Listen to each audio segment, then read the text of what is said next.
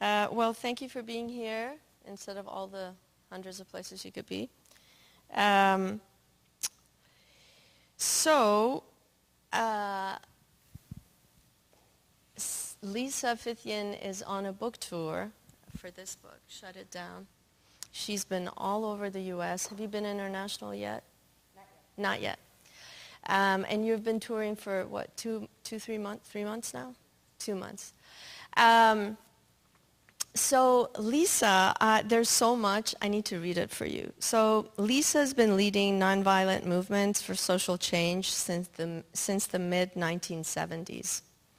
Nationally recognized as a social justice leader, she's been a student. She has been a student, labor, and community organizer on a broad range of issues, from the women's movement to environmental justice, to student and worker rights, from peace and global justice to immigration and housing. She's going to talk about a bunch of that right now. Lisa continues to use a wide range of strategies and tactics, and encourage nonviolent direct action as one of the most effective strategies for change. Lisa is also the co-founder of Undoing White Supremacy, Austin, and a trainer since the early 1980s with the leading Undoing Racism outfit in the United States, People's Institute for Survival and Beyond, PSAB. If you look at this book, I want to just read some of the people who've commented on the book and what they say. So Naomi Klein says, this book will help us build real power. Roxanne Dunbar-Ortiz says, Fithian is a treasure to social justice movements in the U.S. and an inspiration to all, teaching, leading, following, and building a toolbox for direct action. L.A. Kaufman says, this brilliant book will take you right to the front lines of some of the boldest and most consequential protest campaigns of the last 4 decades. And it goes on and on and on. The fact that we have Lisa in Austin, I don't know for how much longer we have her in Austin, for as long as we do, is a blessing.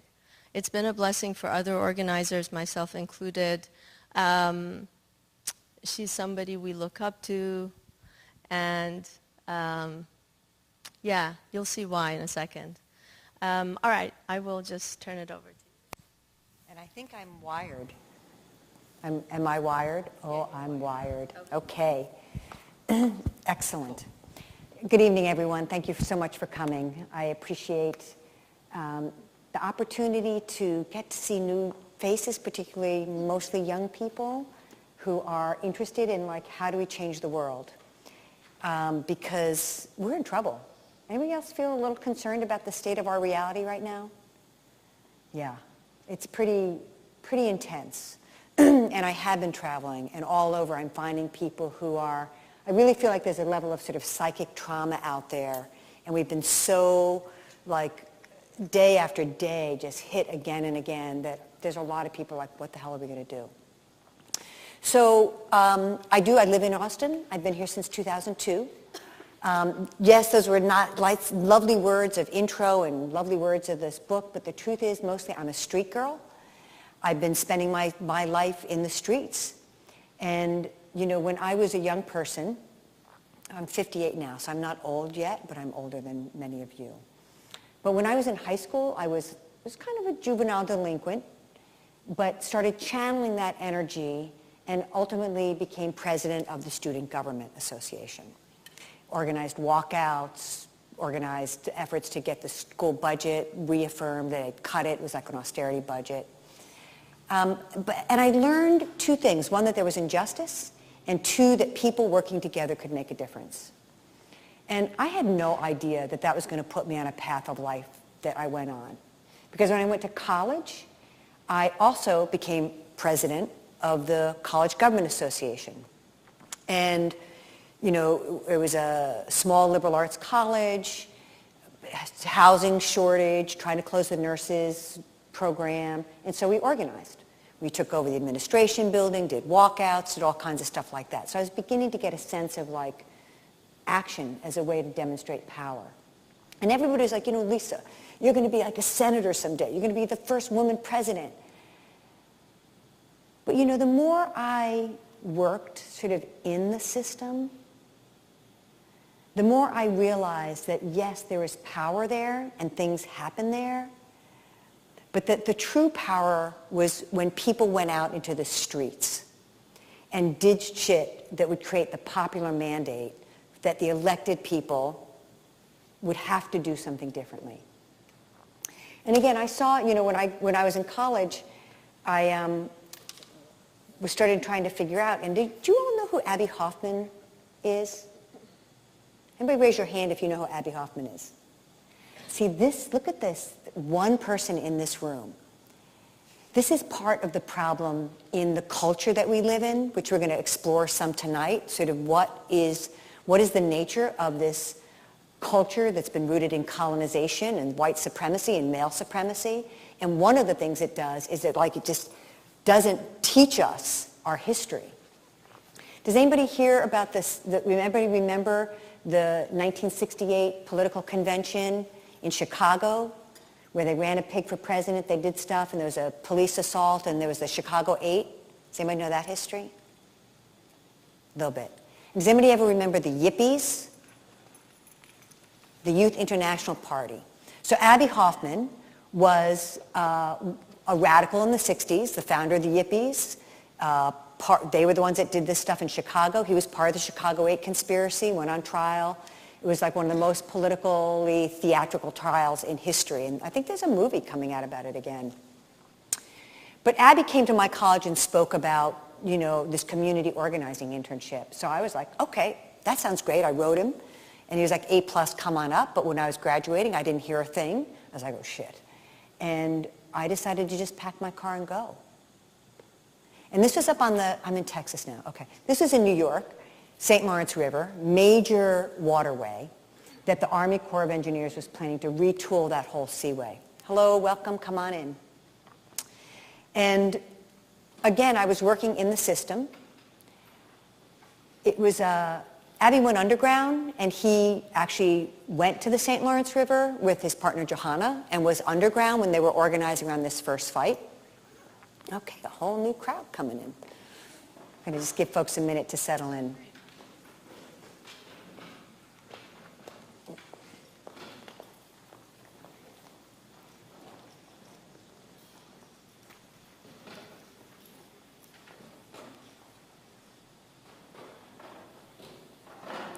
Welcome all. I'm so glad I didn't decide to do introductions because I thought about that when there was a few people in the room. But now it would take a lot of time. But I want to get a sense of who you all are in a minute. All that being said and done, just giving a little context to my history, is that, you know, I started organizing with Abbie.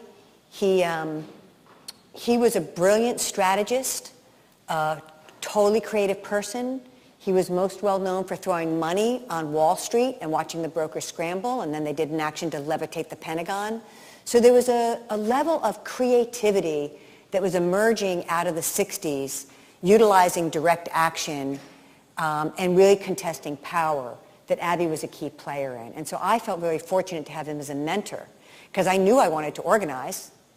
I didn't know shit about power. I didn't know shit about our government. I didn't know shit about foreign policy. I really didn't. All I knew is that people, like young people working together, could make stuff happen. And so it was like a lived experience. And it was around that time that the U.S. was, before I go there, how many of you consider yourselves politically active? You can just raise your hand. And what are the kinds of things you're working on? You can just kind of yell them out. Tax information. What? Taxes. Taxes? Information? What else are some of y'all working on? Environmental reclamation? Yeah, fixing the policy. Okay. Fixing policies. Mm-hmm. Did one of you all raise your hand? Like criminal justice reform. Criminal justice reform.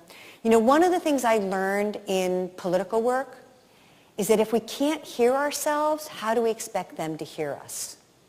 So part of the work of being a fighter for justice is also learning how to figure out how to channel your voice and when to speak up and speak out, right? Which is hard, you know, because we live in a culture that, like, we are being judged all the time and criticized all the time. And so people, like, get worried about sticking, right?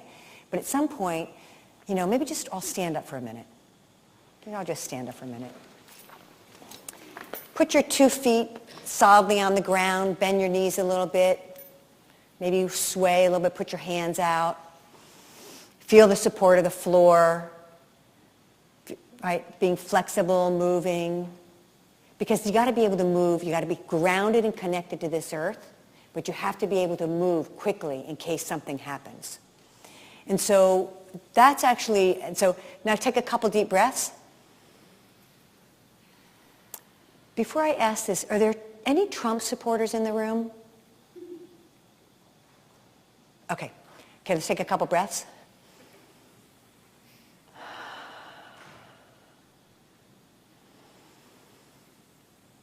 And on the next exhalation, I want you all, as loud as you can, to yell, "Fuck Trump." Okay? Just do it. Just go for it. Okay, ready? Let's breathe. All right, go for it. Fuck Trump! Okay, good. You can sit down.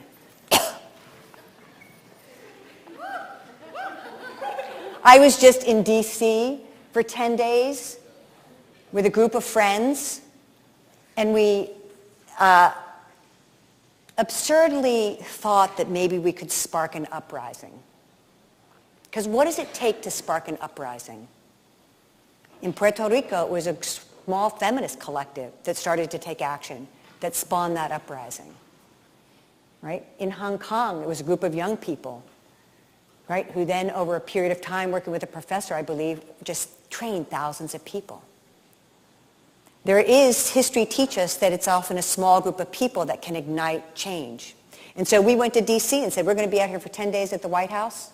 We had giant banners, arrest Trump, Trump lies, arrest them all. You know, we had the impeachment clause, 600-foot banner out on the thing. We would do mic checks and read it. And you know what? Nobody fucking came. It was kind of demoralizing. I was like, oh, man. But what did happen is that thousands of people from all around the world, from all around the country, and from across D.C. who were walking through all stopped and were like, oh, my God, this is awesome. And so all of a sudden, what we hoped would be like a uprising on the ground became a massive sort of social media uprising, where like thousands of photos. Does anybody know who Misha Collins is? Okay, who is he? So he's a character in Supernatural. He's an actor. Oh, he's an actor and he's in Supernatural. Yeah. Okay, thank you. Yeah, 2 people who play the main roles live in Austin. Oh, okay, cool. Well, he and his family happened to be in Lafayette Park, and they took a family photo in front of the banner that said arrest Trump, and he posted it on his Instagram. He has like almost 250,000 likes on that photo alone. And what we realize is that people all over are carrying this feeling, this emotion about what's happening right now, and not knowing what to do with it. And so our being there actually gave them a way to express what was inside. Again, that's all good, but is it going to be enough to have this person removed?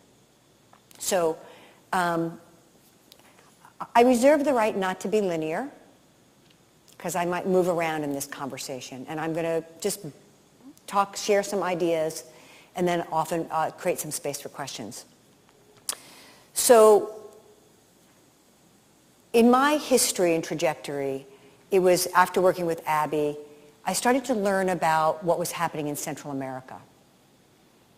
In 1979, the people of Nicaragua overthrew a US-backed dictator by the name of Somoza. And so, like the US, in many places around the world, began to foment opposition to try and overthrow the popular government that was in Nicaragua. And the US, I don't know how much you all have followed the history of the US in Central America, but it's like everywhere else, it's a long history of exploitation, genocide, robbing of wealth, both natural wealth and human wealth. And hundreds of thousands of people were killed by death squads and government forces. They were all trained in the United States at the School of Americas. And so there was a movement that was growing in this country that adopted a thing called the Pledge of Resistance. And this was the beginning of,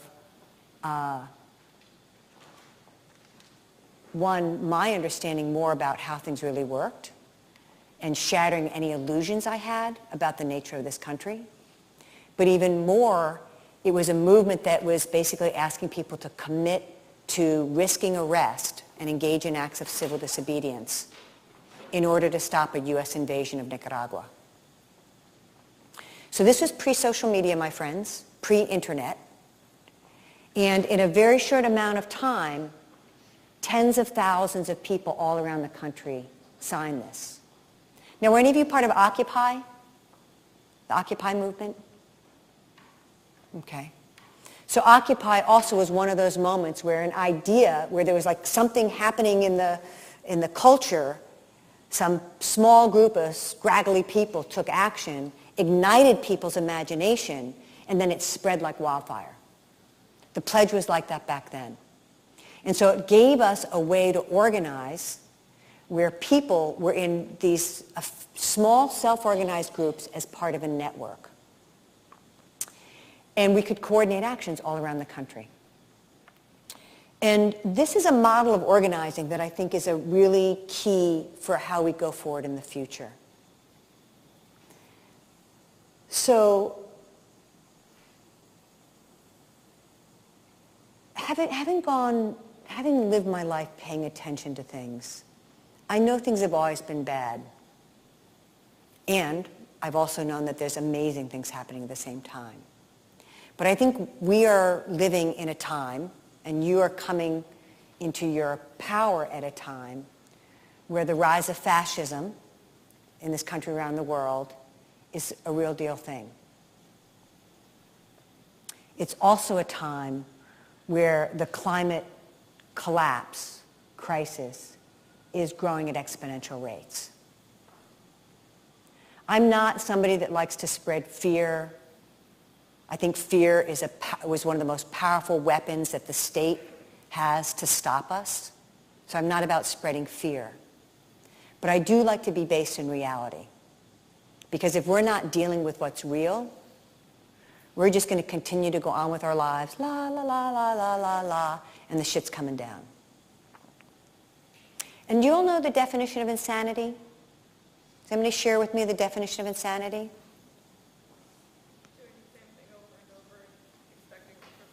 Right, doing the same things over and over again and expecting different results. And how many of you are kind of students of social movements? You may not be activists yet, but do you study social movements, the history of resistance? Yeah. You know, one of the things, again, it's like, as I watch, I see us doing the same things over and over again. And even when Trump came in, you know, there was some amazing immediate things. Students were walking out all over the country, right? When he began to move on the Muslim ban, people took over airports. And there was like, it felt like, okay, things are really going to rise up. But what I came to see over time is that we weren't really rising up.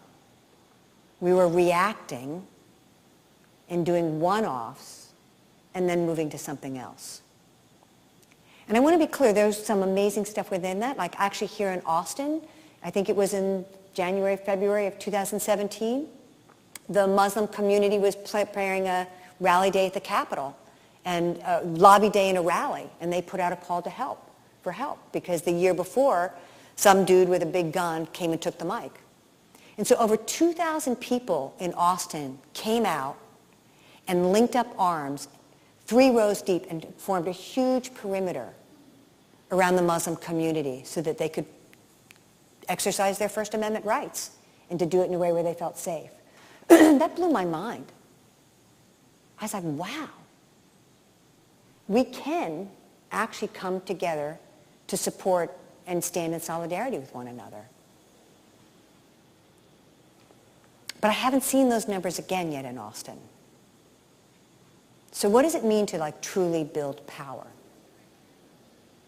And in fact, what is power? Everybody got a definition for power?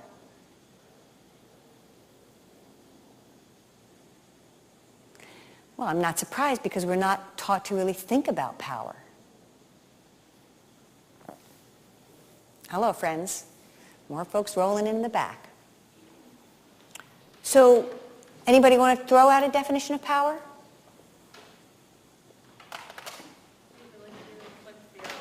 The what was that? The ability to inflict fear on others.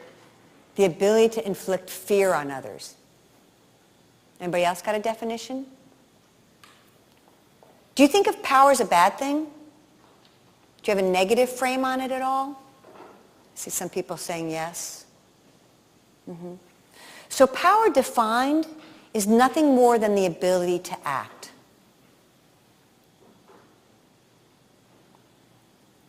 Unfortunately, we're actually raised to actually see power as a negative thing and to not really think about it.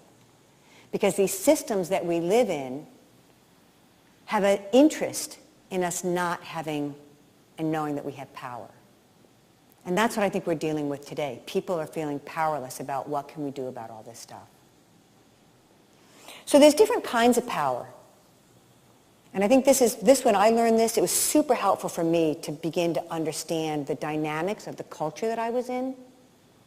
So there's a thing called power over, and that's actually really how we're raised and socialized. It's the dominant culture.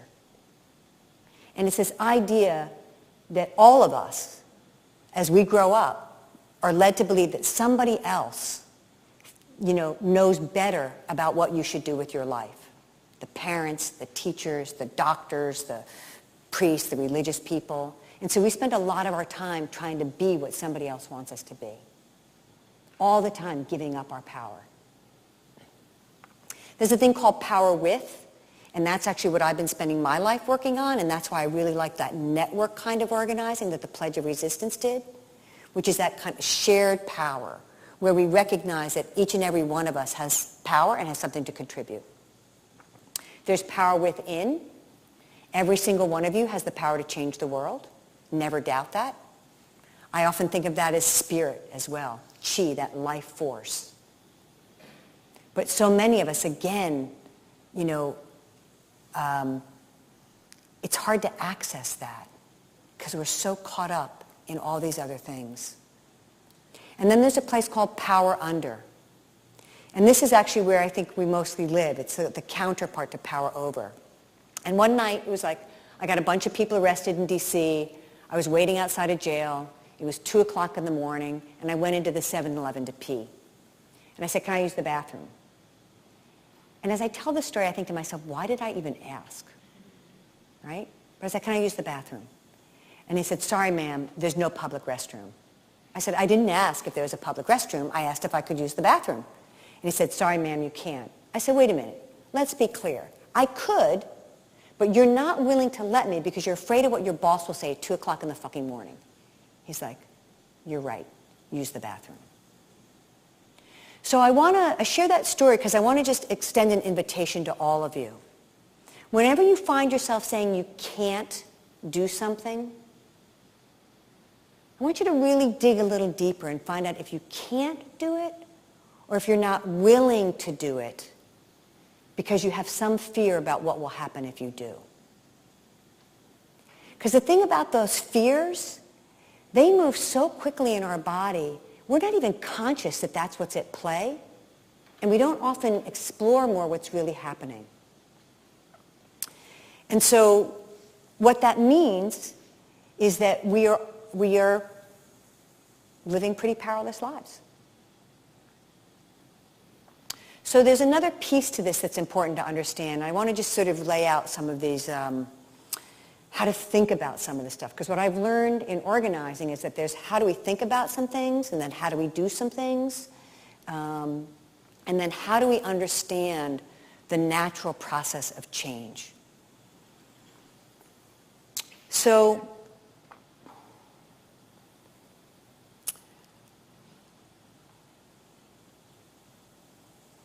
I'm just trying to think how I want to go here on this. So a long, long time ago, as we became two-leggeds and lived in tribes, we were wired, that fight-flight wiring. And we knew if we got put outside of the community, the tribe, the clan, we would die. And so we were wired as social beings. In fact, all mammals are wired to be together, to belong together. And way, way back then, when all of our ancestors were indigenous, they lived in relationship to the land and understood the cycles and the connection to spirit. And in many of those societies, they were rooted in a balance between genders. In fact, in many indigenous communities, it was the women, the grandmas, that people would go to for counsel, who would determine what the solutions might be, who would then tell the warriors and the chiefs, this is what you need to do. But at some point along the line, this idea of civilization emerged. And with that idea of civilizations, humans separated themselves from nature. And that was the first severing of our connection and the first foundation of superiority and supremacy. So white supremacy, male supremacy, wealth supremacy are all ideologies and belief systems that are an outgrowth of colonization that have become the foundation of this nation that we live in and have been exported to almost every country in the world. This is the first country in the world that codified the word white in a legal structure. All of these ideologies are creating separation. And so I came to understand in myself, because, I don't know, do any of you struggle inside? Do any of you feel like something's just not right? Something's missing? I see a lot of nodding. I think the reality is that this is part of the setup. We inherently know that we need each other and we're connected and that we're all human. But we've been socialized to completely separate and divide. And so there's like a cognitive dissonance that we're living with all the time. And with that sense of sort of cognitive dissonance and disconnect, we haven't taken the time or understood the importance, how that has traumatized all of us. And so instead what happened is that this culture just started doling out goodies, alcohol, tobacco, sugar, drugs, television, right? All of these things that have continued to infiltrate our lives and distract us and keep us disconnected. I say all of this is because, you know, we're going into a new decade. And I've watched change happen in cycles, and often at the beginning of decades. This decade began actually with the Arab Spring, where one man in Tunisia who could not, who was just totally fed up with the harassment of him trying to be a vendor, self-immolated. And that ignited a revolution in Tunisia that overthrew the government and spread throughout the Arab world. And then it actually spread to this country. There was the Wisconsin wave, which happened because students stood up and held space. Out of that rolled Occupy, which continues to affect the world and the narrative, and we've seen it continue to spread. We're closing out this decade with a whole new understanding about the power of strikes. Look at what the teachers just did in Chicago. They struck for housing for students, and they won. So if we go back to this idea of like, let's not continue to be insane, let's start looking at what we can start doing differently. We have to begin to deal with and understand how the dominant culture and its stratification of power, which permeates every institution that you come into contact with. There's people at the top and there's people at the bottom. And in the 1960s, when there was this massive cultural revolution and uprising, the government smartly, because both the government and capitalism are very astute at adapting, created nonprofits. And so we've seen the rise of the nonprofit industrial complex, where now those of you that want to be politically active can maybe go get a job. But once you get that job, there's going to be enormous constraints. Because when you're in that stratified system and the more power you have, the more fear you have and the less risk you're willing to take. So going into this next decade, with all of this shit that we're dealing with, how do we be radically different? How do we not keep doing the same things over and over again? And I tell you, it's not like I have the answers. I have some lived experience. I'm willing to try. Like I told some of you before the rest of you came in, I was just in DC for 10 days, hoping to spark an uprising. It didn't happen. But you know what? I was really demoralized about that. But then I was like, you know what? Something else happened. And I'm really glad I tried. At least I can say I tried. And what we also have learned from history is that it's not like you hit the magic button all the time. Sometimes it takes many fits and starts before something takes hold.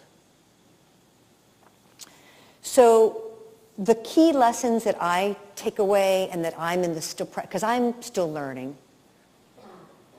is that we are until we are, one, willing to actually do the hard work of unlearning how we've been socialized on gender, on race, on class, and even, quite frankly, on religion.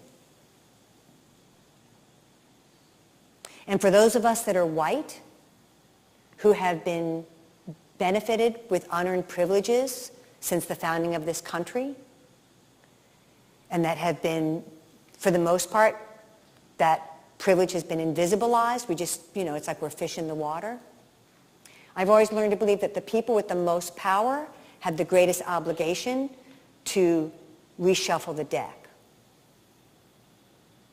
So for those of us that are white, we have a huge obligation, because the consequences of us not doing this work and remaining unconscious is that we will continue to perpetuate and wreak harm on people that are different than ourselves. And it's not that we're bad people. We all think we're good people, right? But we've been set up, and it's inevitable. Because if we're working out of that unconscious thing, we're going to just do what we've been trained to do, not knowing how fucked up it all is. It's pretty fucked up. And I'm sure any person of color in this room could let you know how fucked up it is. So my practice going into this next decade and a lot of my life is about how do I not do harm? And how do I take the power that I do have and root it in real solidarity? And what is solidarity even? Those 2,000 folks showing up and linking arms around the Muslim rally, that's pretty good solidarity. But I think as we go forward, it has to be deeper than just showing up once. Because we know, like I actually, again, I said earlier on, I'm not somebody that wants to invoke fear, but deal with what's real. And it's not beyond my imagination that there could be open warfare in the streets of this country. It sounds kind of radical and shocking, but we may be looking at 4 more years of the current administration. One, because incumbents typically win. 2, the electoral system is flawed. And 3, the Democrats are completely capable of losing on their own. And given those conditions,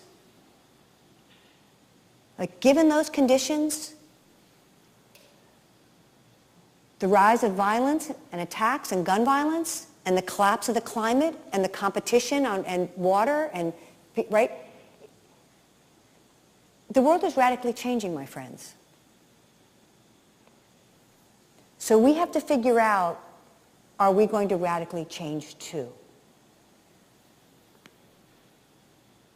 So part of that radical changing is, in fact, going back to this piece around healing and understanding how we're wired and how we ourselves have all been traumatized and harmed. There's a great book called My Grandmother's Hands by Resmaa Menakem. It's about the history of racialized trauma. And I knew that white supremacy was traumatizing. But I didn't understand how much it benefited by all of us being traumatized. Because because part of what trauma does, it just sort of patterns to, power over as well. And white supremacy, we become reactive, defensive, we distance, we judge, right? We just do all this stuff. So we're not thinking, we're immature, we can't resolve conflicts in a good way, so it's easier to walk away from people than to try and actually. So what is that path of actually maturing in our power to move beyond reaction to informed response? One of the pieces around that trauma piece is that, there's often a sensation to an emotion to an action. And when we're so occupied with all these things that distract us, we never really catch the sensation or even the emotion. We're reacting. So how do we, and let me ask you, do some of you find yourself ever in that state of anxiety, anger, aggressiveness? Does anybody ever go there? All right. Do you find yourself ever in a state of depressed, lethargic, I don't want to get out of bed? Yeah. So what's happening is that we're ping-ponging. It's called hyper-regulated, hypo-regulated, but this middle space. What I learned is that hyper-regulated neurological space is the same space as power over and the same space as supremacy. That hypo is the same space of power under and that same space of inferiority, which is the counterpoint to the supremacy in this culture. You're either socialized to believe you're superior or inferior. It's messing everybody up. But there's this middle space, which is the space of liberation, where we're calm and grounded. So if you find yourself in one of those dysregulated spaces, what are your strategies for coming back to kind of your happy place? Anybody got strategies? I meditate. Meditate? For me, I try to really dig deep down. Okay, why is this making me so angry? And kind of just find the root of that and just be okay, what if this did happen to me? How bad could it really be? So taking the time to reflect and go deep. Being productive with my body and with my hands. Being productive with your body and your hands, moving, working stuff. What else do y'all do? Confront the issue. Mm-hmm. Does anybody sing, listen to music, dance, eat good food, walk in nature? There are many different ways that we can bring ourselves back to this place. And so I want to sort of offer you as well. You're in a community of people at this school. Many of you, probably most of you all, live in neighborhoods. Do you know a lot of the people that you're around, or do you just have your little group of friends? Tend to just know the little group of friends. How many of you know your neighbors? If there was a flood in your neighborhood, do you know who's got the generator? Do you know who's got extra water stored? Who would you call that lives close to you at night if something scared you?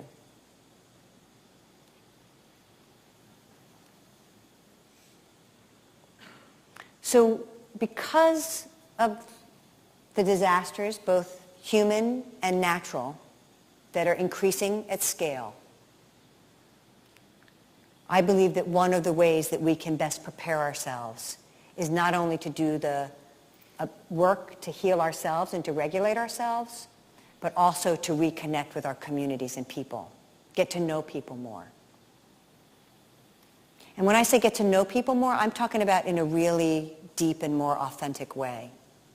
You know, again, one of the vestiges of the culture that we live in, which really values profit and exchange and like get something to give something, we've lost the space of like just getting to know each other. And how do we really think and feel?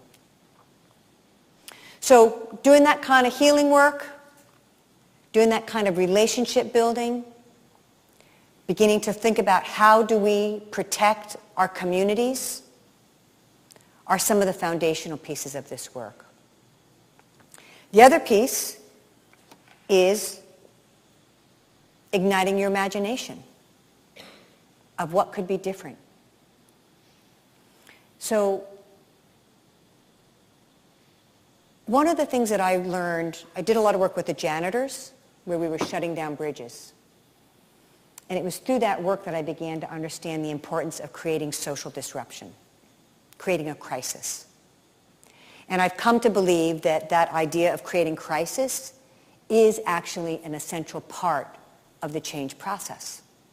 And then I was visiting my dad and he handed me a book. It was called Complexity Science, the emerging science on the edge of order and chaos. And I was like, oh, chaos. Okay, this is my kind of thing. Let's check this out. So if I say complexity science, do any of you know what I'm talking about?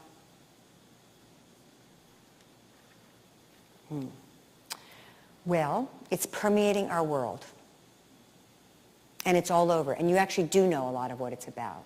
But maybe it's just not the right language. Network theory, game theory, chaos theory, systems theory, all that is rooted in complexity science. And this is, as I read this book, I was like, holy shit. This is the science behind why nonviolent direct action networks work. So we were raised, again, this culture of ours, in a Newtonian worldview, very mechanistic, linear, cause and effect. But there is a whole new area of wisdom, I'll call it, emerging about how natural organic systems, how change happens.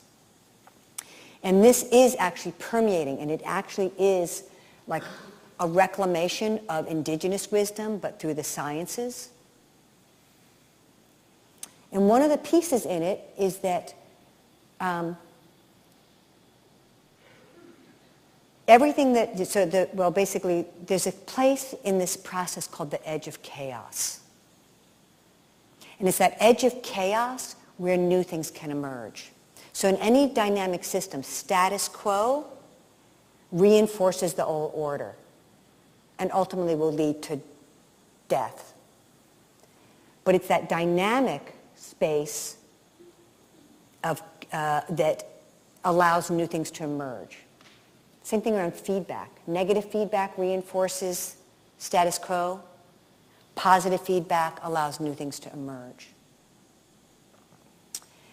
So I found this science that like backed up my theory that we actually have to shut shit down. Because shutting things down is one of the places, and one of the things we can actually do to leverage our power. Like, how many of you have called your congressperson? How many of you have signed a petition online? How many of you have written a letter to the editor? Has it gotten you what you wanted? Those are important things. I'm not saying we shouldn't do it, because again, one of the things complexity science also teaches is that you need a multitude of strategies. There's not just one thing, but you have to do a lot of stuff to make change happen. But if we are not willing to actually embrace this idea of crisis, now I know we're in crisis and we're in chaos, so this is more stuff more that we would create for the people that continue to promote and profit on, like, putting children in detention centers, allowing police to shoot black bodies, attacking women in the workplace, right? Blocking people from coming back to this country. There's an ongoing list of crimes against humanity that continue to play out. And people are still doing the same thing. And that's one reason why I went to DC, because I'd been doing this training called Escalating Resistance. And the truth is, like, over 40 years of doing a lot of shit with a lot of success, the only thing I can imagine for our future to make anything radically different is for a hell of a lot more people to reclaim their power and being willing to take the risks of going out in the streets for the purpose of disrupting things. I know that may sound insane and scary to some of you, but what I can share with you is that in all the years of my doing this work, I really truly believe that the culture that we are being raised in, whether you see it or feel it not, is a culture of death. And it is slowly sapping us. But direct action, when you go out in the streets with people that you trust, and you ignite your imagination and are creative, and you're willing to shut things down, that's really that culture of life. And it's amazing how transformative it can be. I want to just read you a short piece. Does anybody know what the Battle of Seattle, 1999, WTO?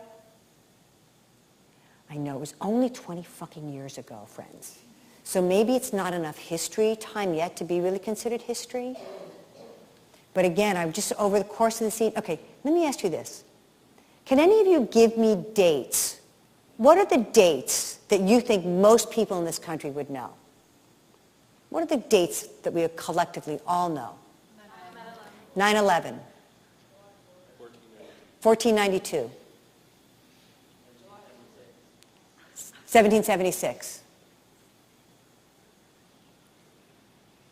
There's more. 1865. So what do most of those dates have in common? War, violence, pillaging, right? That's what we're taught. That's the things we celebrate or we all know. Is that really the world you want to have? Is that how you want to really be wired? There's so many more things. All right, I'm going to give you another date. November 30th, 1999. On the morning of N30, I woke up around 4 o'clock, unable to sleep. I ate a good breakfast and downed a quick cup of coffee, then bundled up in my blue winter coat and black hat with a couple layers underneath in case I was arrested. That's because jails are really cold. You want to be in layers. Oh, layers are good in jail since they tend to be cold. And if you're just being processed before release, you typically wear your own clothes. Nadine, Hillary, and I were rolling as a team that day. We set off around 6 a.m., heading to Victor Steinbrook Park, about 10 blocks from the convention center near the waterfront. Hundreds of people were already there. One of my jobs was to inform the crowd of the plan, so I climbed up on top of a van to be seen and heard. Our goal was to assemble into large flying squads that would fly in wherever one of the pie slices or pie blockades needed assistance. I wanted everyone to have a shared vision of our mission. In my experience, the more people that hold a common vision, the greater possibility of it happening. All right, I'm going to read more, but I just want to give you a picture.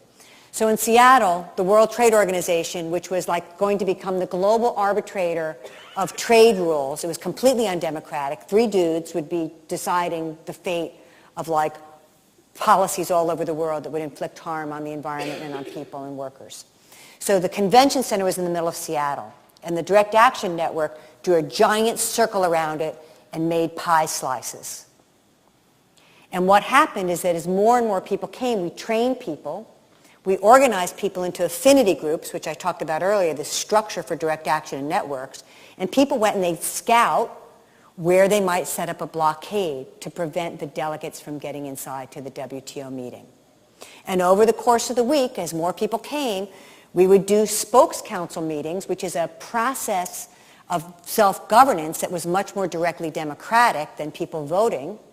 And so we would make sure over the course of each night that enough people were in each slice so they could effectively blockade the WTO building. We also knew that thousands more people would be coming who would not have been trained and would not be able to sort of scout out in advance where they would put their blockade. So we set up these 2 parks. Information started to come in that as people streamed into the park, the police harassed us in any way they could. One of the funnier moments was when a group showed up with a giant prop carrot. The police were beside themselves. They were not used to dealing with giant carrots, so they searched the entire group and wouldn't let them into the public park. The last time I checked, giant carrots were not against the law. Information started to come in that the blockades were being deployed. The police were reportedly trying to push through, so we knew it was time to fly. I jumped back up with the bullhorn and said, "We're ready to roll. Let's roll." We moved up Virginia Street and turned right on Park Place, then left onto Pike Street, which would take us straight to the convention center. There was a big commercial area of Seattle with popular stores like Nordstrom and Gap to the west. The back half of our march broke off to support the blockade on the west and the south sides of the convention center. Since our numbers were so big, we decided to bring more folks to the north near the Paramount Theater, the location of the opening ceremonies. Once there, we saw that the police had surrounded the theater's entrance with metro buses and a net fence, which we pushed right through. It was about 8 a.m., and from what I could tell, we were effectively shutting everything down. In every direction I looked, there were blockades in place. Some people were making human chains by linking arm to arm, while others were locked down to sleeping dragons, which are tubes constructed for people to put their arms into and lock onto a bar to be secure inside. It forces the police to have to cut you out. These tactics were developed in the deep woods activists struggling to save the old-growth forests. Seattle was the first time that I was aware of them being used in an urban setting. At this point, the police were starting to retaliate. So my friend Nadine, who was pregnant, moved to a safer location not far from the action where she could help with reconnaissance. Hillary and I were buddies for the rest of the morning. We were moving from site to site. A festive atmosphere was taking hold as we swarmed the areas. Ladders appeared out of nowhere, and people climbed on top of the buses. There were puppets and flags and giant cardboard ears of corn. Everywhere, people were dressed like butterflies and turtles. I stepped away from the group and took a few minutes to walk around in awe of what was happening. People were free. No one was in charge, and it was working. I was struck by how otherworldly it was. There was a giant puppet of death and another of a beautiful brown-skinned woman who stood tall in her power. I turned the corner to find a giant inflatable whale moving above the crowd. The Infernal Noise Brigade, a radical Seattle marching band, passed by in full formation, all wearing furry black hats and black jackets. The drum major in front had a green wooden gun that she twirled with great joy. The sound was incredible. As I continued to move, I came across an intersection with a bunch of young women, hula hooping their hearts out in front of a line of police. A giant inflatable earth was being tossed around by the crowd behind them. There were all kinds of signs like "Clear Cut the WTO" and the World Trade Organization, World Terrorist Organization. A lone tuba player was set up on the corner, playing with a great set of lungs. I sure hope he stays out of the tear gas. On another corner, some young folks were tossing newspaper stands into the street and banging on them like drums. Down the street, a group of cheerleaders had climbed up on the cement wall and were doing a set of radical cheers. My back is aching, my bra's too tight, my booty shaking from left to right. Sound off, revolution. That was actually one of my favorite chants of theirs. Others could be heard shouting, "Down, down, WTO." And around the corner, there was a group from the People's Global Action March of people from the Global South, including farmers from many countries, chanting and holding up signs. I had been at a lot of protests and mass action, but never before had I seen this array of movements coming together with a common cause. I made my way back to the front of the Paramount, and within minutes we heard that the opening ministerial had been delayed because the delegates could not get in. A roar of celebration could be heard from block to block. The 20th anniversary, so that mobilization, not only were the opening ceremonies delayed, but once the ceremonies began, a pretty incredible thing happened. Delegates from the Global South, who were emboldened by the outside resistance, walked out, and the entire ministerial collapsed. Going into that mobilization, the neoliberal ruling elite of the world tells everybody that there is no alternative. They called it TINA. There is no alternative. What is to be is inevitable. But the truth is, the future is not written. We actually create the future by what we do today. And so when the WTO happened, we had planned this one day of action, but because the government responded with such violence, it became known as the Battle of Seattle. And for days, there was battles in the street. They ran out of tear gas, concussion grenades. It was the beginning of the militarization of the police at a scale we had not seen before in this country. There's always been police violence, don't get me wrong. But the militarization of the police and the weapons they had at their disposal that they call non-lethal, that we know are not, took hold, and we're still living with that legacy today. That was also the beginning of the independent media centers, which transformed how we could tell our stories to the world, which social media is now transforming in a new way. But, we were a scraggly group of people who said we were going to shut it down. A lot of people didn't believe us. They didn't believe it was possible. But you know what? We did it. And we didn't just do it there. We did it again in Cancun. And part of the lessons also is that, again, there's no one way. You need many ways. And those of you that want to work on policies and in the system, your power is going to be much more amplified if you have people in the streets that form that outside edge. And that's one of the things that happened in the DC thing that I was telling you about. It didn't really fail, and things only fail if you think they fail. We didn't meet our expectations, but what we did do is that all the national groups that are working on this stuff just want to stay focused on impeachment. But impeachment doesn't remove him. So we were talking about removing. And so now a lot of these players are putting out their messaging, impeach and remove.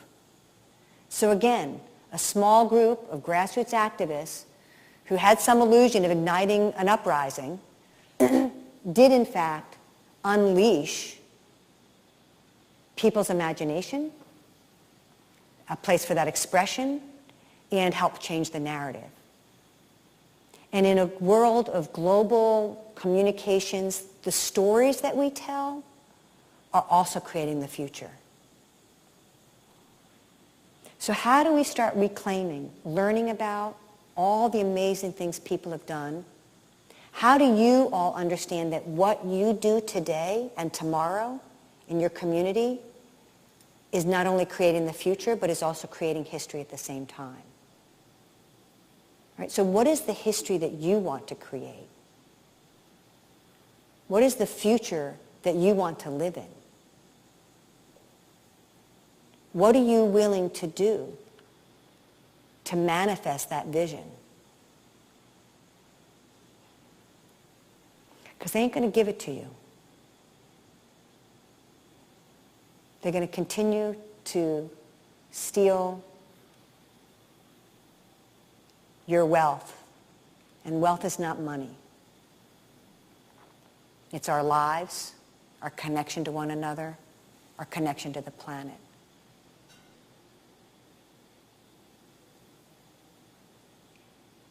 And you do have power.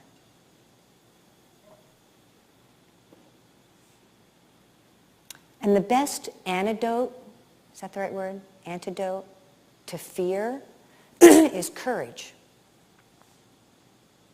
And you can still take action despite your fears. And it's when you're with your friends and you know that there's a support network, it's easier to take those kinds of risks. So,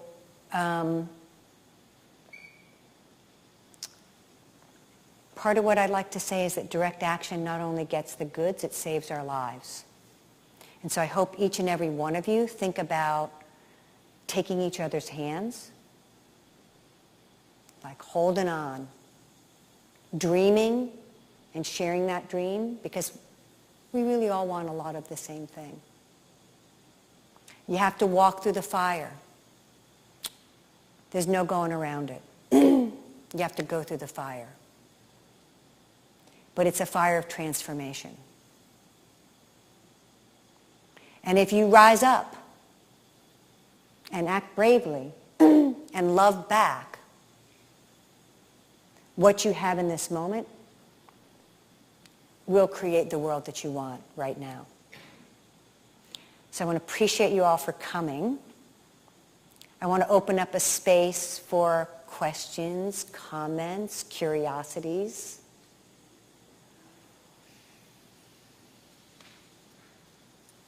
Can you talk about your work with Extinction Rebellion? I know it's kind of a new group, but we thought about it. Oh, thank you. What a good thing. I am. Who's heard of Extinction Rebellion? Awesome.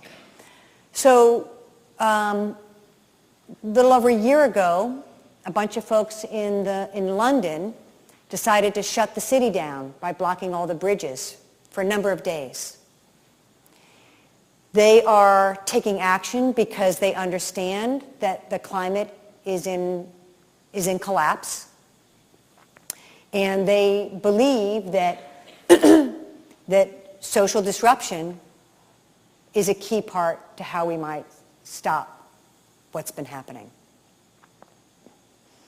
They are a movement that I definitely have a lot of alignment with. So right now I'm working on the national team of Extinction Rebellion, and that's, in fact, the training I've been doing, Escalating Resistance, Mass Rebellion training, has been specifically tailored to that new movement. And so I really feel awesome about it. And again, I'm a shut it down kind of girl, so it's right up my alley. And I'm also very mindful that new movements that start rising up, that particularly movements that are predominantly white, which this one is, that there are some potential harm that can be done. And we're seeing that. And we inherited a model out of the UK that's sort of right, because it talks a lot about self-organizing, which is a key concept of self-organizing, which is what happens when there's uprisings. People organize, because people don't want jobs. I know you might all want a job. Fuck jobs. Jobs are really a problem. What we need is meaningful work and our needs met and a sense of purpose. There was life before capitalism. But so we get hooked into this system. And so what happened is that this networked way of being, corporate America realized it was really functional. Homeland Security, after Occupy and then Hurricane Sandy happened, Occupy morphed into a relief effort that ran circles around Homeland Security and the Red Cross. So people in the power structures began to say, oh, there's some power in that thing. So they began to develop sort of horizontal self-management systems. And the UK has taken some of that on, and it's been spread here. But there's a problem with it, because part of the problem is it basically creates roles and puts individuals in them and gives the individual complete authority. In a white supremacist culture, that's a big problem. Because we have to move beyond seeing ourselves as individuals to seeing ourselves as a collective. We have to move beyond trying to think that we have like full authority for other people, and we have to understand that people have to be their own authorities.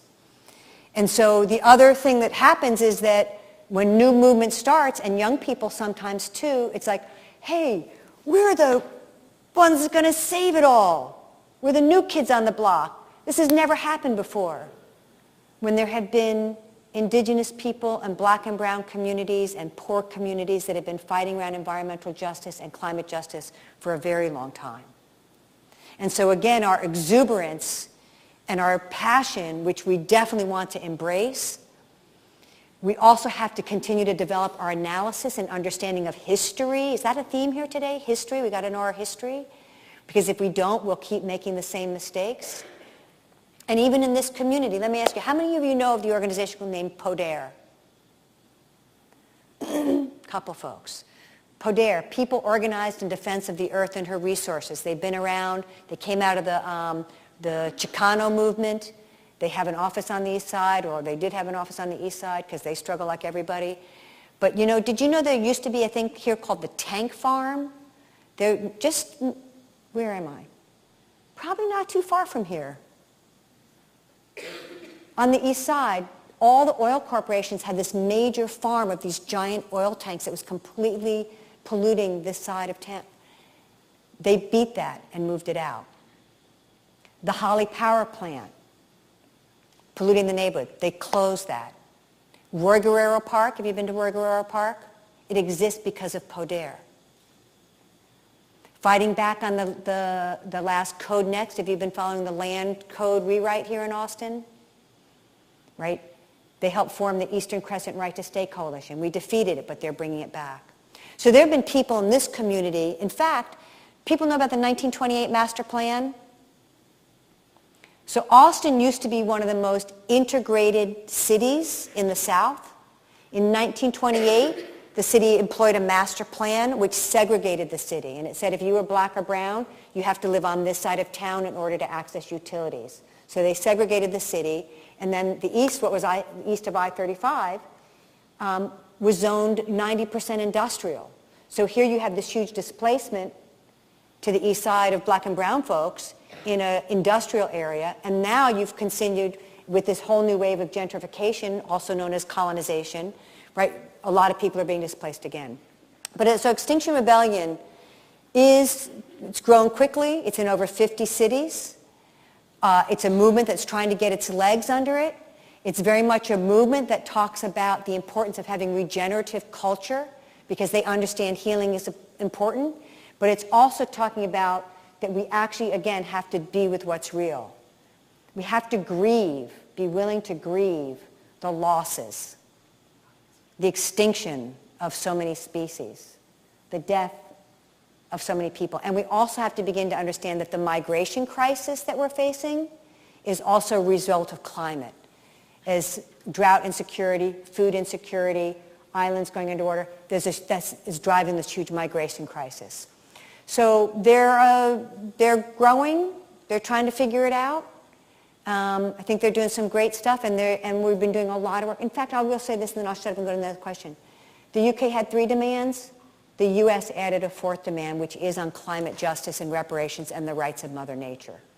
So, and as time goes on, more and more is coming up in supporting the importance of understanding that if we don't have a justice lens, we might change fossil fuels and get some just transition, but the same communities that have always been screwed will continue to get screwed then too.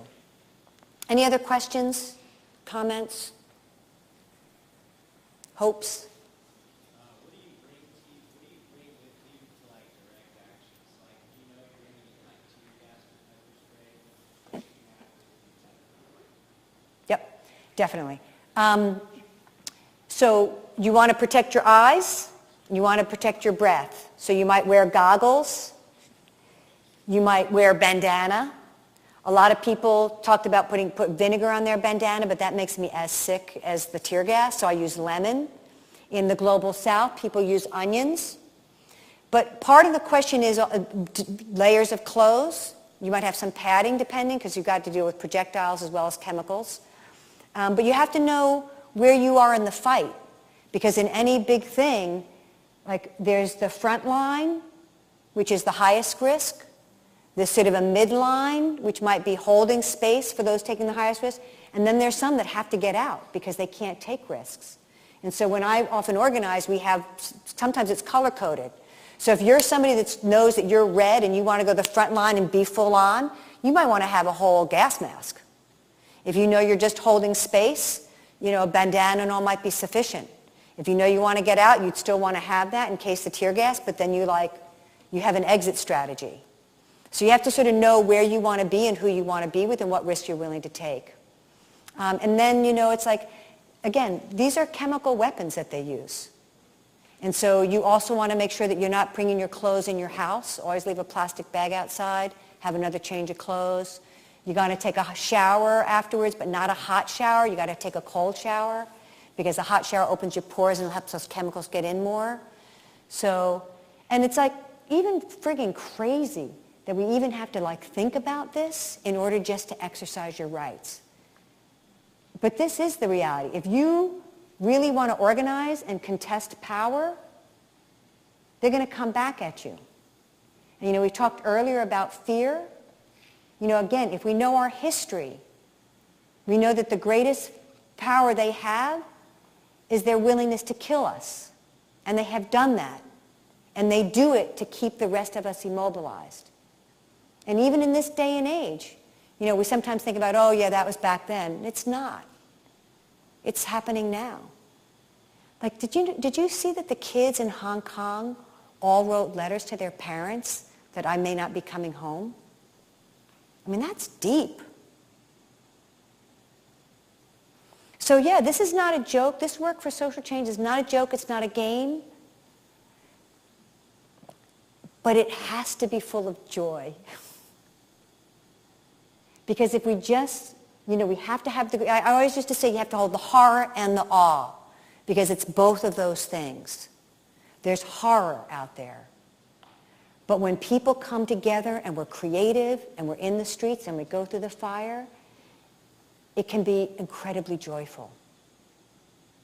And that can sustain us for a long time. And again, we all deserve to be happy and have joy in our life. So never underestimate the power of joy.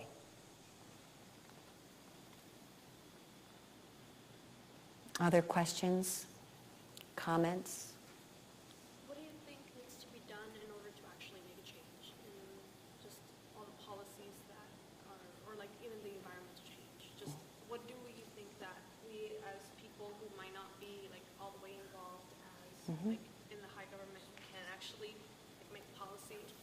What can we do, or what needs to be done? So the question is, what needs to be done to really make the change, possibly particularly on environment, for people that aren't full in, to change policy?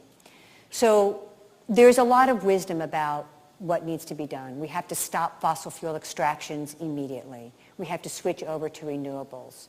We have to help community right there. So there are a set of solutions that people are saying are necessary. But in terms of individuals, another trick of this system leads us to believe that if we just take shorter showers and recycle, we're doing our part. And we are.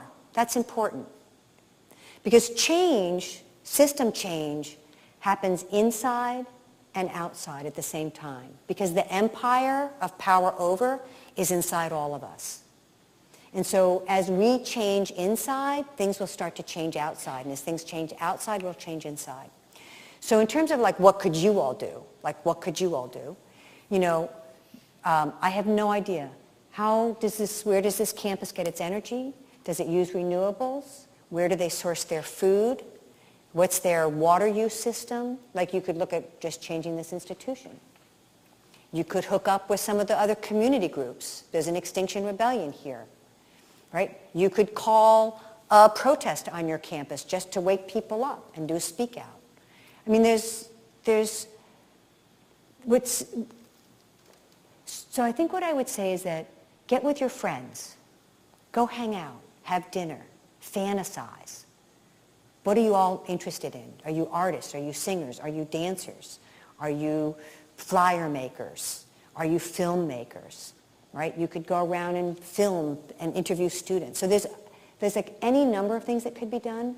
What I would say the important thing is to do something. Because it's in that act of doing something that you start reclaiming your power, you start developing your skills, you start building your confidence, And like all of that will add up over the course of your lifetime. There's no one way, there's no right way, there's many ways. And so it's what will feed you, what will excite you and your friends. You could go drop a friggin' banner off the thing out there, right? Because part of what we're doing, like when I was young, I defined success for myself. If I could get one person to like wake up and that light bulb go off and then to act differently, I had been successful. And by that measure, I've had a pretty successful life. But so much of what we're doing is if we understand that people have power and that the more people engage, the more power we have, that collective power, a lot of our work is just trying to bring people with us, bring people along, right? And people, until they're in their own power, tend to follow other people. And if they see something exciting going on, they'll move to that. That's kind of a thing that happens in election. People tend to move where they think who's going to win. So you have to act like you can win. You have to believe it, right? Because you don't know. And that's the thing. There's a lot we don't know, but it's incredible. But like, good shit happens. So you got to keep trying. Extinction Rebellion does a talk, which sort of helps you explain the science. There's a ton of shit out there. And I'm going to be on the road a lot, but I'm also, there's some people locally, but I also, if like people wanted to organize here, I'd be happy to come back and just like shoot the shit with you all and think about stuff that could be done, maybe do a direct action training. Because again, it's like once you start getting in motion, more people will come. And you have to not have such expectations like I had, like, oh, we're going to go to DC and ignite an uprising. Because I had an expectation, I became sorely disappointed. And I had to do that internal work of not feeling like a failure, and then so that I could see what really was happening. And I'll just give you another example. One thing we did there, so we were at the White House at noon, and then at 6 we went out on the road, and we had our banners and stuff, and then we finally made honk signs, so now all this cacophony of honking. And then finally we're like, fuck it. When the light changes for walk, let's just take the whole thing. So we took our banners, our drums, everything out in the intersection with our giant arrest Trump signs jumping up and down. There was so much honking. Like all the people in the hotels were coming out. It's like, it was this whole crazy scene. And like, then we'd start counting 7, 6, 5, and we'd all run out of the intersection. Then we'd go back in. But it became this space where people literally would park their cars and just come join us. And we had these cards, arrest Trump and remove Trump. We handed out thousands of these. These cards are all over the world now. You know, I actually have some if anybody wants one. But so it's like sometimes just things, you know, just in the moment. You'd be like, oh, look at that. And I guess that would be one other thing I'd say just in part of a training thing is like things open and they close. And part of our stuff is, you know, tuning ourselves to understand when the openings are happening and then to go. Right? And that's why, honestly, in my Escalating Resistance, I've been urging people to think about coming to Washington, D.C. in April to swarm the White House. Because honestly, we've done all this other stuff. I don't know what else to do. Like, I really think that, like, where is our Chile moment? Where's our Haiti? Right? All around the world, people are showing us what can be done. But what will it take to make that? So I was thinking April, you know, over the winter. But when impeachment started, I was like, holy shit, this is like an opening. So let's try it. We might try it again. We're thinking about things. So yeah, just do something that will bring you joy and that will reach other people. Yeah. And I'm happy to share my number. Anything else? What time is it? I double booked myself tonight. Oh, I got plenty of time. I was supposed to be I'm doing a training tonight for Extinction Rebellion on affinity group and network organizing. That was supposed to be at 7. Then I was like, holy shit, I double booked. So we pushed that back till 8:30. So I got more time if there's anything else.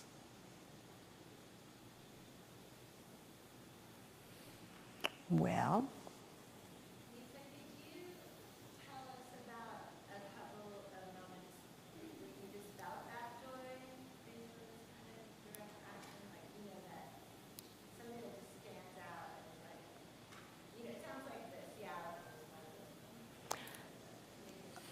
I mean, every time you get a bunch of people who are free and creative together, it's almost always there. And And that's part of the magic of it. But I mean, just this intersection in DC that I just spoke about was fabulous. Seattle was fabulous. You know, it's like, and you know, we have to understand that there are forces out there that want us to succeed. We have many allies. And when I was in Standing Rock, I was there for 2 months doing actions. It was very difficult and hard. They were just kicking everybody's ass. But when we would start deploying for actions, like the eagles would fly over our caravans. And there was a day we were driving out where all the horses came running towards our cars. Like that just sent chills. It was like, it was extraordinary. And it was real.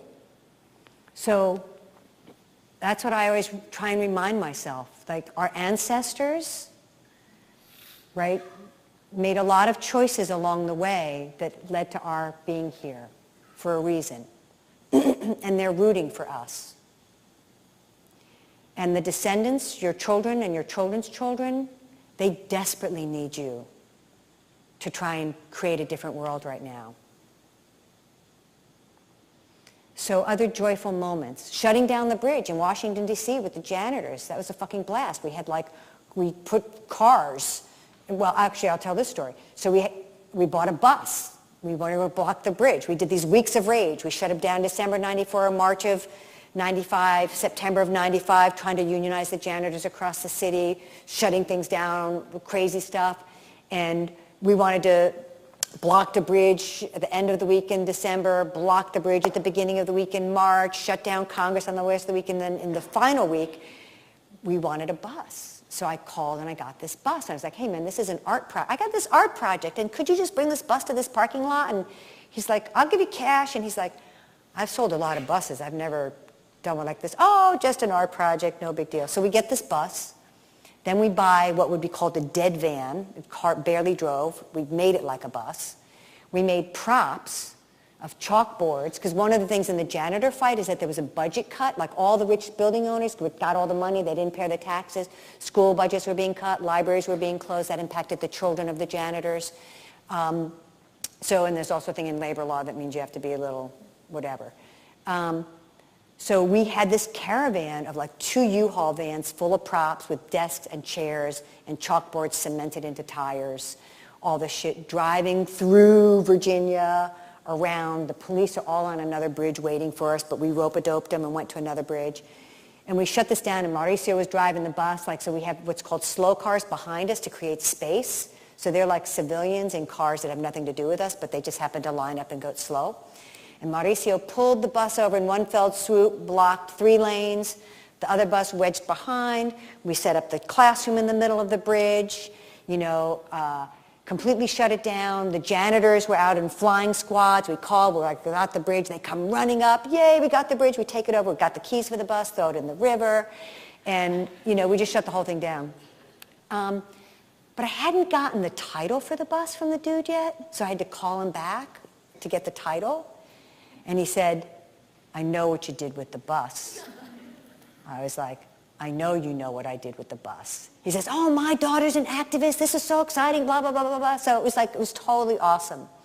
But it's like, those are the things that happen. You just never know. And I want to say that the janitors has been fighting for 10 years to unionize. And over the course of these 3 weeks of rage and then some smaller stuff afterwards, because the other thing I'll say to you is, you don't always win in the moment, or you don't understand that you've won.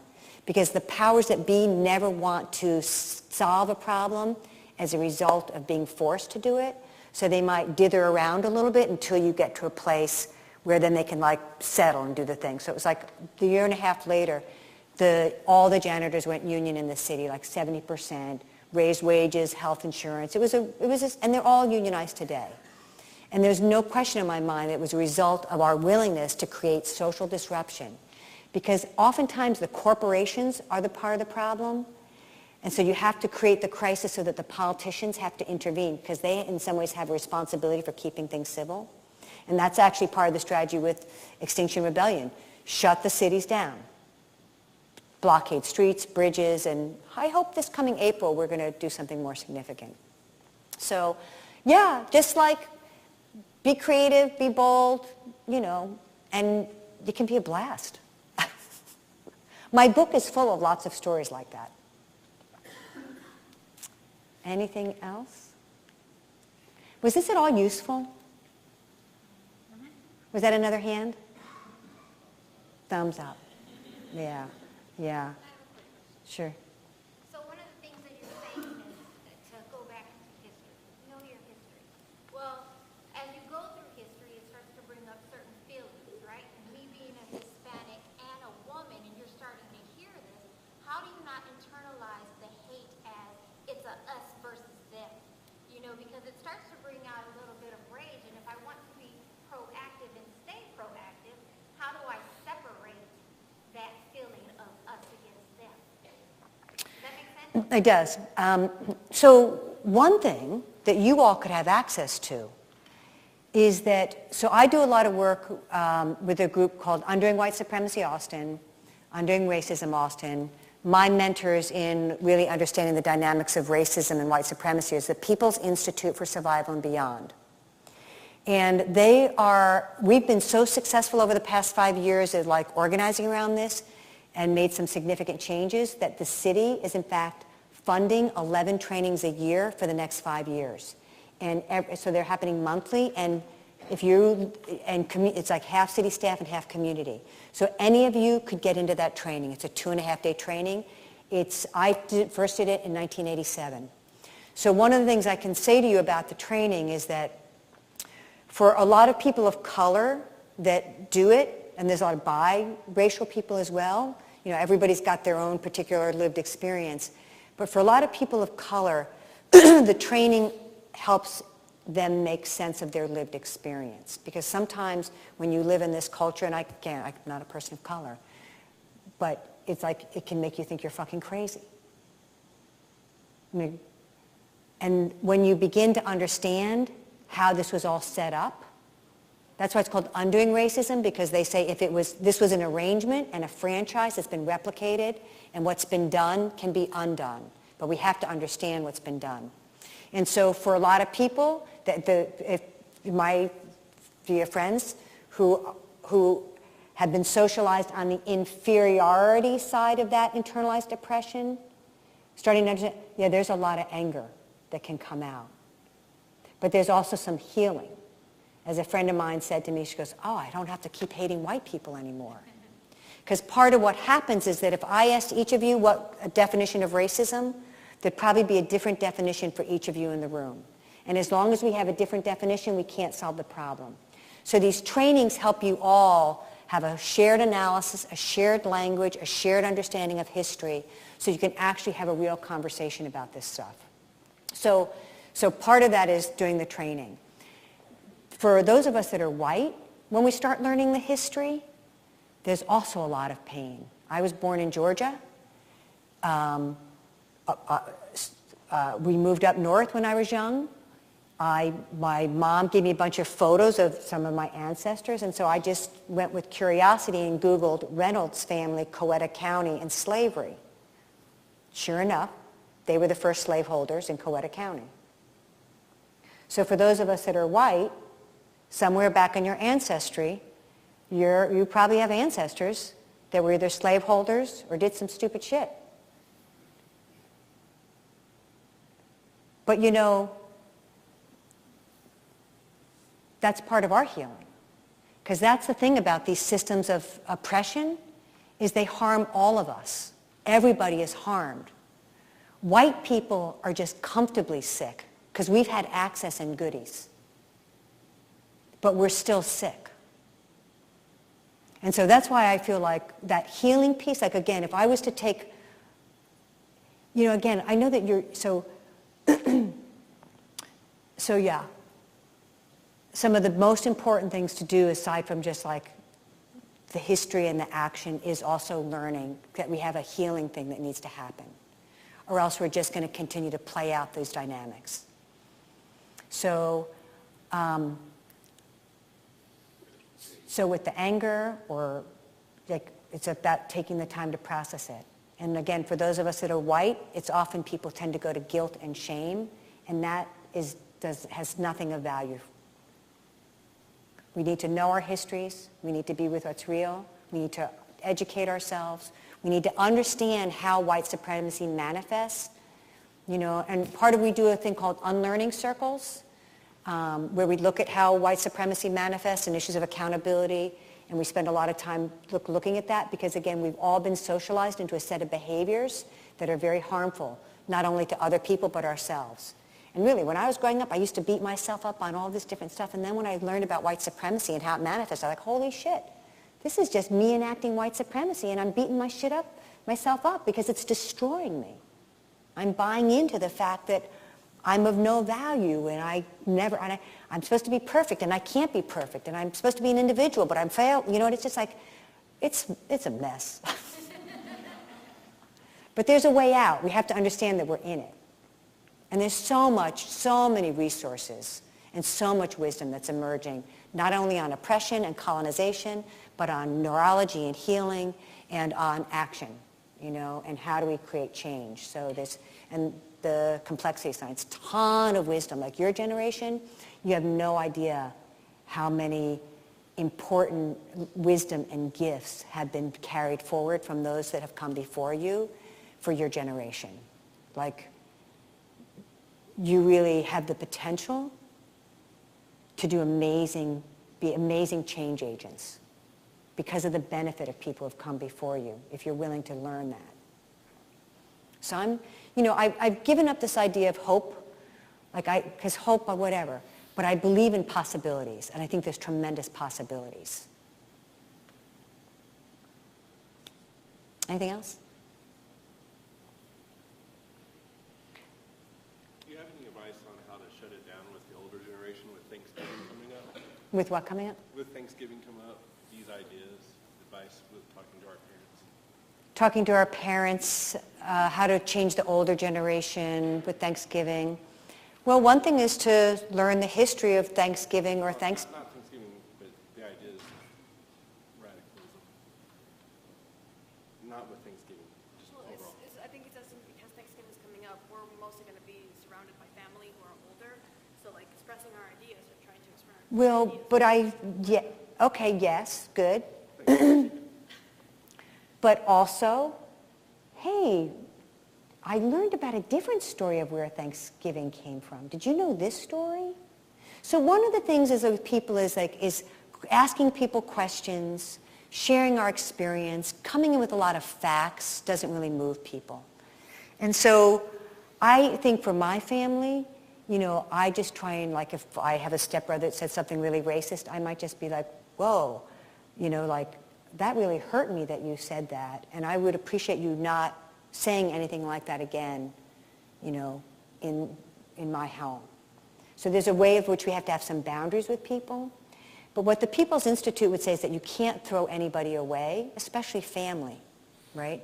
And so a lot of us, and again, this is hard work, but I think always speaking from your own experience and what's important to you and what you desire, and then asking them. Because that's part of in so much of the communications today, it's all focus group and whatever, but it's there's an art to agitation and questioning, but also really listening and then figuring out based on what they say, is there a way that you bring in another one of your points.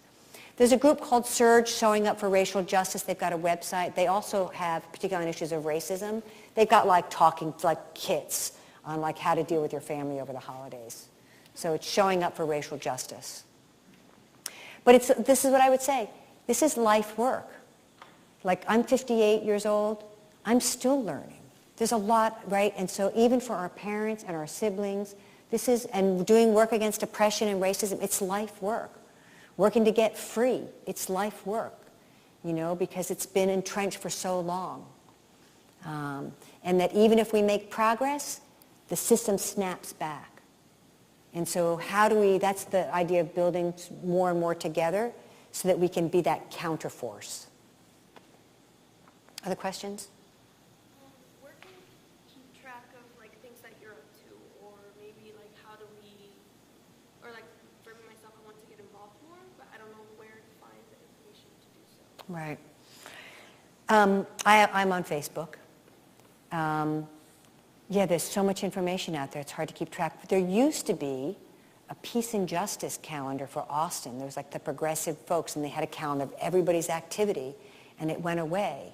And we desperately need those things again, because not everybody does Facebook or checks their notifications. And so there's a way in which social media is actually messing us up too.